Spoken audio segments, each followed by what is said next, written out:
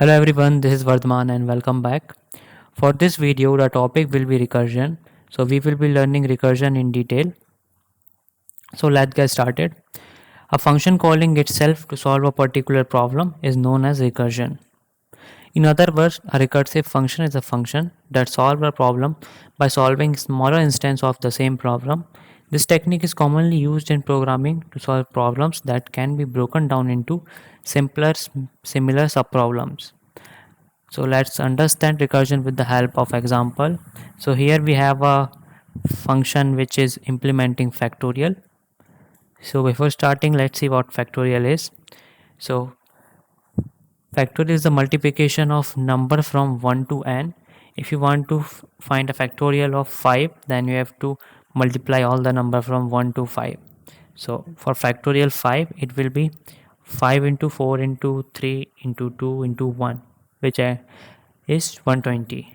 And if you want to find a factorial of 4, which will be 4 into 3 into 2 into 1, which is 24. We have our factorial function here. So let's look at it. So it have if and else condition inside it. So let's look at the if condition first. So if the value of n is equal to 0 or if the value of n is equal to 1. So here the function will return 1 and it will stop. And if the value of n is not equal to 0 or not equal to 1, then this function will go to else condition and here it will run n into factorial of n minus 1. So here you can see it's function calling itself. So fact n is calling factorial of n minus 1. So here the function calling itself is known as recursion.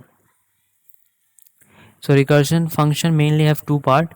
One is the function calling itself, which is this statement, and other is the termination condition, which is this, which says the function where to stop.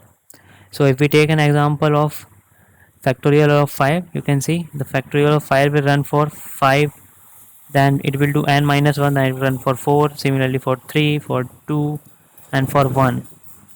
And if this condition does not exist, then it will keep on running for minus 1, minus 2, minus 3, minus 4.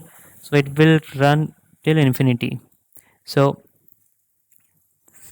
we need a termination condition here to say the recursive function where to stop. In this case, it's saying when n is equal to 0 or n equal to 1, you should stop. Let's solve this function for factorial of 5. So at first, the value of n will be 5. We will be calling factorial 5. So here 5 will go inside. So factorial 5 will see n is not equal to 0 and n is not equal to 1 because n is equal to 5. So it will go in the else condition and it will return n into factorial of n minus 1. So factorial 5 will be n into factorial of n minus 1, where n is 5 and fact of 4 will be called. So this will now go inside the factorial function again. So here we have the value of n as 4. So it will see 4 is not equal to 0 or 1. So it will call 4 into factorial of 3. For 3, it will again go inside the loop, inside the function, and it will see n is not equal to 0 or 1 and it will call 3 into factorial of 2. For 2, same thing happen, it will go inside the loop, inside the function, and it will call 2 into factorial of 1. Now for 1, same thing will happen, but here 1 is equal to n, and here in the if condition it will see n is equal to 1 and it will return 1. So here our function is terminated and it will return 1 as output, and here you can see factorial 2 will become 2 into factorial 1, which is 2 into 1. So the value of factorial 1 will become 2. So factorial value of 2 is 2. Now we have to solve factorial 3. So factorial 3 is 3 into 2, which is 6. Now value of factorial 3 is 6. Then it will be returned in factorial 4. So in factorial 4 it is 4 into 6, which is 24. So value of factorial 4 is 24. Now this value will be returned to factorial 5. So the value of factorial 5 will be 5 into 24, which is 120. So we get the value of factorial 5 as 120. So recursion use stack data structure and stack use LIFO. So stack work on the principle of LIFO. So last in first out, the element which will go inside the stack at first will be the last one to get out. So let's see how it is working here. So first the factorial of 5 is called, so it will go inside the stack first. So here factorial 5, then the factorial of 4 is called. After that factorial 3 is called. Similarly factorial 2 is called, and after factorial 2 factorial 1 is called. So here the first one to go inside was factorial 5, but the first one to get out was factorial 1. First the factorial 1 will be executed and it will return the value as 1. Then factorial 2 will be executed and it will also move out of the stack. Then factorial 3 will be executed, then it will move out of the stack. Similarly factorial 4, and at last factorial 5 will move out of the stack. So the one which goes inside the stack first will be the last to return. Stack is used by recursive function to implement recursion. Let's recap what we have learned from recursion. The first, to execute recursion program, stack data structure is used. Second, every recursive program need termination condition, otherwise it will go in stack overflow error. So stack overflow is an error in which the stack is full and there is no more space in the stack. So whenever we try to insert a new function in the stack, it will give error. Third is, for every recursive program, a non-recursive program is possible. So recursive program is implemented using functions, and non-recursive functions is implemented using iterations, which is loop. So we can implement the same logic in both. Both recursive and non-recursive program have same time complexity, and recursive program take extra space. So if we compare recursive and non-recursive program, they have both same time complexity, but recursive program take more space, which is extra space to implement the stack.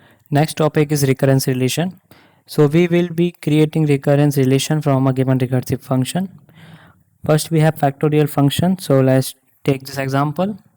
So recurrence relation is denoted by Tn, and here we are finding recurrence relation for fact of n. So let's write down what the function is doing. So fact n is divided into two parts. First part is returning 1 if the value is equal to value of n is equal to 0 or the value of n equal to 1, and it is returning n into fact of n minus 1 if the value of n is not equal to 0 or it is not equal to 1. Now let's see what will be the recurrence relation for this. So Tn will be equal to, so it will also be in two part. So recurrence relation is all about time complexity. So for the first if condition, this one, so the total time consumed will be constant because it's just a return statement. So total time consumed will be constant. We can write C if n is equal to 0 or n is equal to 1. If we come to else part, so the work done will be, so here this is a simple multiplication n into factorial of n minus 1. So this part will take constant time, and into like multiplication will take constant time, and this f of n we don't know how much time it will take, so we will write it as it is. So it will take, first let's write the factorial part, which can be done as for fn we are writing Tn. For factorial of n minus 1 we can write T n minus 1, and multiplication will take constant time, we can write it C if n is not equal to 0 or n is not equal to 1. So this is the final relation we got, which is Tn equal to constant and n minus 1 plus c. Let's see the second example. So here we have function a and it is divided into two parts, if and else. So if part, if the n value is smaller than 1, then it will return n square plus n plus 10. So this is a single statement and it will consume only constant amount of time. So it is just addition. So let's write it here. Tn equal to, first for if else statement it will consume c, and for it will be if n is smaller than 1. And let's come to the else part. So here it's a combination of multiplication function call and addition. So this part 10 into this multiplication and these n square plus n cube, this will contain c amount of time. And this function call, which is calling a for n by 2, we are not sure how much time it will take, so we can write it as it is. So first we can write the first function call t n by 2 and it will take constant amount of time. So these two constants, which will be 2c, can be written simple as c. If n is greater than or equal to 1. Let's see the third example. So here we have a function an and it's divided into two parts. So the first part is if the value of n is smaller than or equal to 10, then this will return n cube. So this is just a simple statement, so it will take constant time. So let's write it here. So Tn, which is the recurrence relation, will be consuming constant time if n is smaller than or equal to 10. For second part, which is else part, we can see if we return three functions, so it's calling three functions. So they both all three functions are same, it is n by 2. So we can write as that 3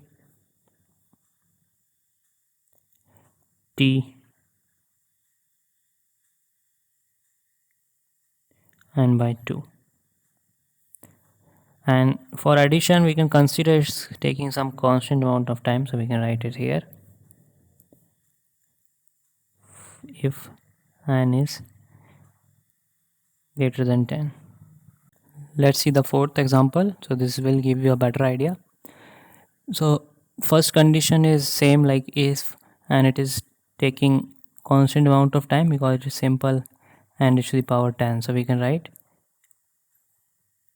Tn equal to c if n is smaller than or equal to 25. Now come to else part. This is a bit different from other examples. There are two for loops. So first one is running from 1 to n square.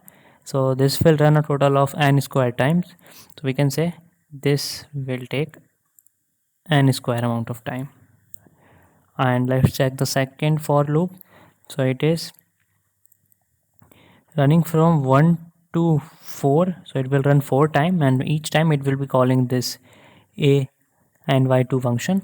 So we can write it as a and y2, and it will be called 4 times, so we can write 4 here because it's in the loop. And other additional time that is taking is n square. So each time the function is called and it will go in else condition, then it will take n square time plus whatever is required for these 4 function calls. So we have written it here.